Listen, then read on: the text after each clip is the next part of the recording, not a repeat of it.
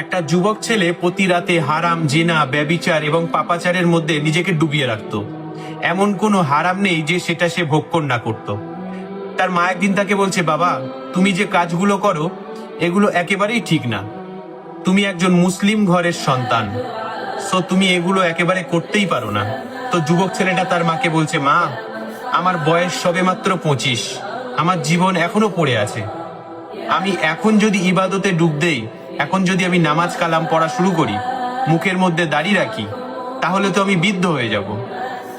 তো আমি এগুলো এখন করতে চাই না, শেষ বয়সে গিয়ে এগুলো করব। এ কথা বলে ছেলেটা ঘর থেকে বেরিয়ে গেল। সারাটা দিন সে জেনা, ব্যভিচার, পাপাচারের মধ্যে লিপ্ত থাকলো। রাতের বেলা পার্টি করে বাড়িতে ফিরছে।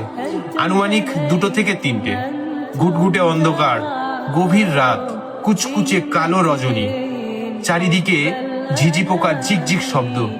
ছেলেটা রাস্তা দিয়ে হেঁটে আসছে, তার সামনে হঠাৎ বিভৎস চেহারা, কালো পোশাক পরিহিতা একজন মানুষ দাঁড়িয়ে গেল। তার চোখ দুটো জলজল করছে, প্রতিটা পশমের ফাঁক দিয়ে প্রবাহিত হচ্ছে আগুনের ফুলকি। ছেলেটা তাকে দেখেই তার কলিজাটা শুকিয়ে গেল। সাথে সাথে ছেলেটার সাহস নিয়ে লোকটাকে জিজ্ঞাসা করলো যে আপনি কে। লোকটা ভয়ানক একটা কণ্ঠে তাকে উত্তর দিল, আমি হচ্ছি মালাকুল মউত, আমি হচ্ছি মৃত্যুর ফেরেশতা, আজরাইল। ছেলেটা বলে, আমার কাছে কেন এসেছেন? আজরাইল বলছে, তোমার সময় শেষ, তোমাকে এখন আমার সাথে চলে যেতে হবে। এই কথা বলার সাথে সাথে যুবক ছেলেটা বলছে, না, আপনি আমাকে এখন নিয়ে যাবেন না, আমাকে একটু সময় দেন, আমি একটু ইবাদত করতে চাই, আল্লাহর কাছে আমি খালি হাতে যেতে চাই না, আপনি আমাকে একটু সময় দেন। তো এটা বলার পরে আজরাইল বলছে, না, আল্লাহ তোমাকে আর একটা সেকেন্ডও বেশি দেবে না। দুনিয়ার জমিনে তোমাকে 25টা বছর দিয়েছে, কিন্তু তুমি নিজেকে শুধরাতে পারোনি, আল্লাহর জন্য প্রস্তুত করতে পারোনি। তুমি সারাটা দিন অপকর্মের মধ্যে লিপ্ত ছিলে। তো তোমার সময় শেষ, তুমি চলো। তার রুহটা কবজ করা হয়ে গেল, মৃত্যুর কোলে ঢলে পড়ল।